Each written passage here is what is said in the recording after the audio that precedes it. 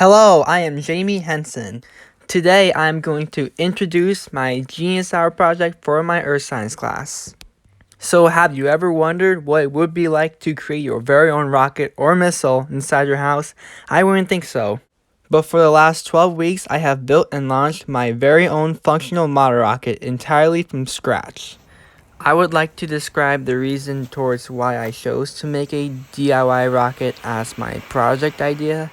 I have a concrete passion for studying outer space, and additionally, I wanted to test my mechanical skills. Therefore, this ambitious creation really emphasized my passion while aligning with Earth science. You may be wondering, how does making a rocket have anything to do with Earth science?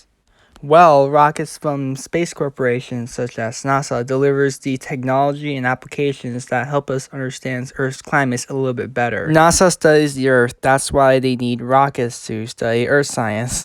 Therefore, I firstly started making the rocket itself using cardboard. So, as of right now, I have the payload portion of the rocket, I have the body / shaft of the rocket, I have the minor and the major fins for the rocket, all four of them, and I have the launching pad, the structure for each of them. Okay, so I have now assembled every single one of these individual pieces, and it's time to assemble every one of them. Once I completed the main portion of the rocket, I started working on the interesting part of the project, the rocket engine. Based on my research, if you combine potassium nitrate and sugar, it creates a really big exothermic reaction that could serve as a propulsion to my rocket. According to my research, I found out that Step Remover has a ton of potassium nitrate. However, those were some of the materials that I didn't have at home that I would have to go to Lowe's for. The limited supply of materials would have been some of the major hurdles or obstacles that I had to overcome. You'll see that later in the video. I had a hard time finding a fuse for my engine. So the materials I needed for this project were some Step Remover, granulated sugar, this funnel, a kitty litter, a 3-inch drill bit, PVC pipe which I haven't cut yet, a weigh scale, flame resistant gloves, and some protective goggles.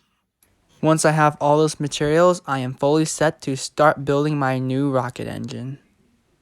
So I firstly started adding the kitty litter into the blender so it can become this very fine powder that I can pound later on. So then after that, I added the potassium nitrate, aka Step Remover, and I blended that as well. And you may be wondering why I'm wearing my mask. It's because usually those type of things are pretty bad to breathe in. Then I added the potassium nitrate into a weigh scale to make sure that 2/3 of it is the potassium nitrate and 1/3 of it is actually the sugar. And then now we shake it up. As you can see, this solution has become highly reactive. It works. Right after that, I started constructing the rocket engine by pounding the kitty litter in the PVC pipe first. And then I added the highly reactive mixture into the PVC pipe. Then I added another layer of kitty litter. Using the drill bit, I drilled a hole into the engine. And I had a very hard time finding a fuse for my engine, but luckily I found that these firecrackers serve a pretty good alternative. Finally, I glued the engine into the rocket. Now the rocket is ready to launch.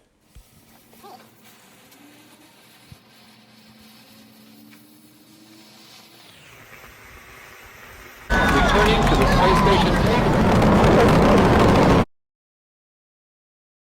Now it's burned. Yeah, the launching pad's gone now.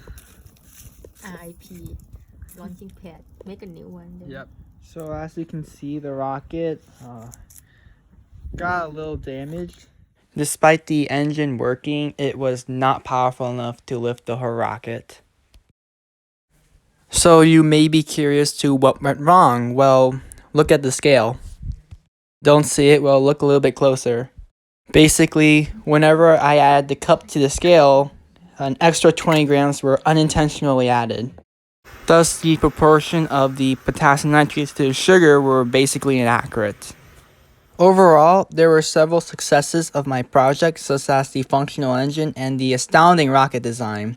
I am indeed proud that I could put my mechanical skills in use. There were many points in which I had to readjust my project. For instance, the rocket was initially going to be much larger. However, I kept it smaller to reduce the mass of the rocket. The project wasn't too big, but it was still challenging enough for me to be motivated. From that, I learned that failure is more necessary for success than I initially thought. In fact, it can be life's ultimate lesson. I wouldn't have known about this mistake if it wasn't for failure. And I won't give up. I'll still do this even though it's outside Genius Hour project. Just as Elon Musk once stated, when something is important enough, you do it even if the odds are not in your favor. And that's the end of the video. Thanks for listening and subscribe or somebody will make you.